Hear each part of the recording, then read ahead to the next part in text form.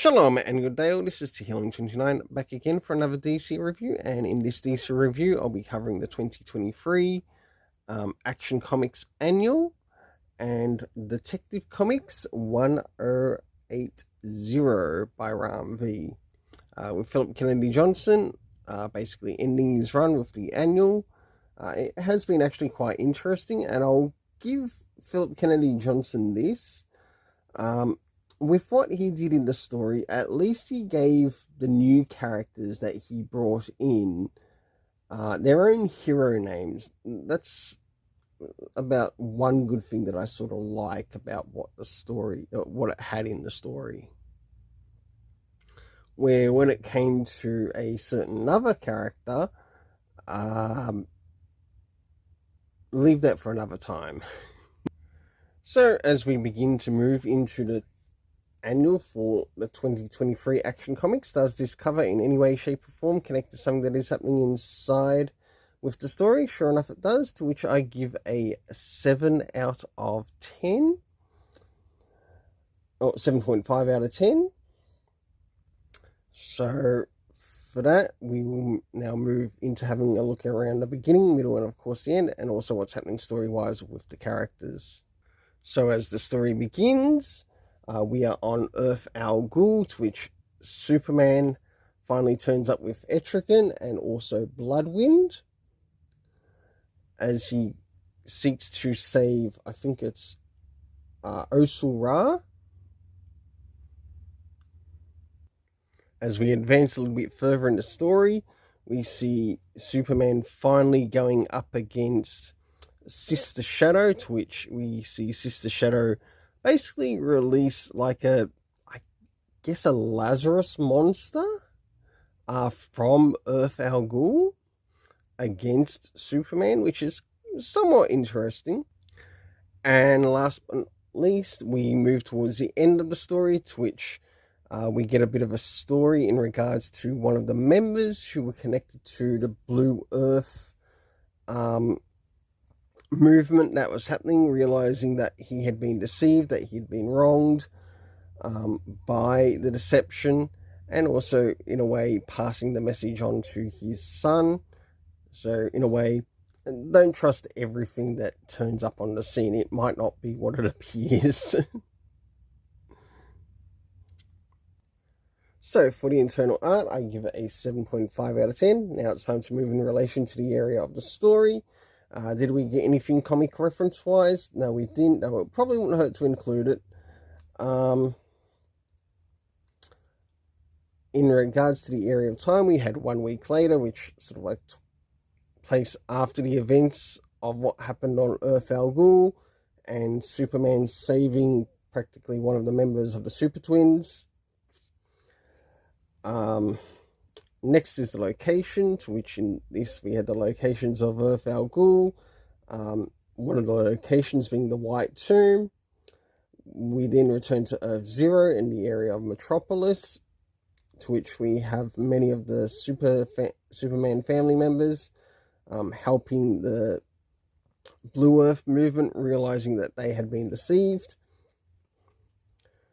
Next is the cast of characters. We had Superman, Etrigan, of course the Super Twins. We had Bloodwind, who is actually quite an interesting new character that has turned up on the scene. Hopefully we do get to see a little bit more with that character, maybe in, I guess, a short mini-series run. I think would probably be a good way to promote that character more, and to see how long it will take for that character to catch on. And they might even be able to do an omnibus later with the character. We, of course, had Connor Kent, Kara Zor-El, and we also had the character of Sister Shadow, to which the overall story rating in this I give it is a 7 out of 10. Now it's time to move into Detective Comics, to which with Detective Comics I have chosen to do the backstory only because it's got an appearance of Damian Wayne in it. So as we move into first things first, does this cover in any way, shape or form connect to something that is happening inside with the story? Not so much, to which I give it a 6.5 5 out of 10. Now it's time to move into the internal art, to which we will have a little bit of the art around the beginning, middle, and the end, and also a little bit of the backstory art as well, and also what's happening with the characters. So as we move into the beginning of the story, we end up seeing the character of James Gordon, and it looks as if he's helping out Selina Kyle, and it looks like they've got Batman with them. As we move a little bit further into the story, we have both Selina Kyle and Talia al Ghul doing what they can to protect Batman in this time and scenario. Jumping a little bit further, we catch up with the character of Flamingo, who is also working with someone else. I didn't quite get his name. And last but not least, we have Renee Montoya, fake question, though it should be Vic Sage, not Renee Montoya, turning up on the scene at Alfred Pennyworth's grave. And then we move eventually into the backstory, to which we see Damian Wayne going for a bit of a dream experience. We get a little bit of a flashback of sorts as to seeing some of the costumes that he's worn in the past. And last but not least, towards the end, to which he overcomes the villain in his dream. So for the internal art, I give it a 7 out of 10. Now it's time to move in relation to the area of the stories. First things first, do we have anything addressing time? I believe we did, to which only meanwhile was used, which I think is very lame and too lazyful to be used in regards to time. And something a little bit better would have been, say, maybe an actual time to which a certain event is taking place. I don't care if it's happening in the morning, afternoon, or evening.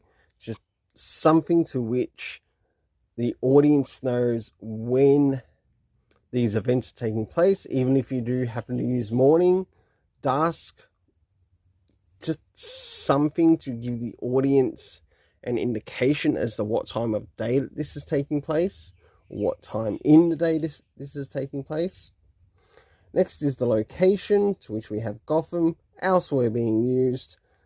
And last but not least, Wayne Manor, which connects to the backup story. The cast of characters consisting of Batman, Gordon, Two-Face, of course, members of the Organ family. We have Talia al Ghul and Selina. The character of Flamingo. Yes, we do actually get to see a Barbatos, which seems to be somewhat separate from Batman's body, which is something I actually quite like.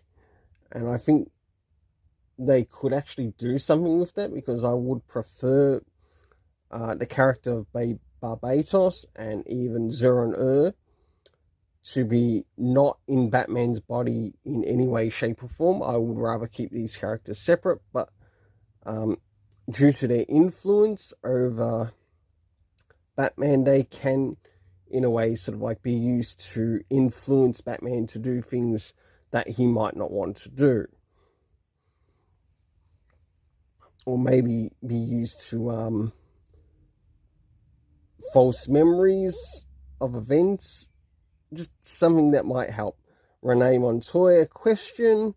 And last but not least, in the last story, we had Damian Wayne. Rating for the first story, I gave a 5.5 out of 10. And for the second story, I gave a 6 out of 10. Until then, let's keep it colourful and have yourself an awesome day.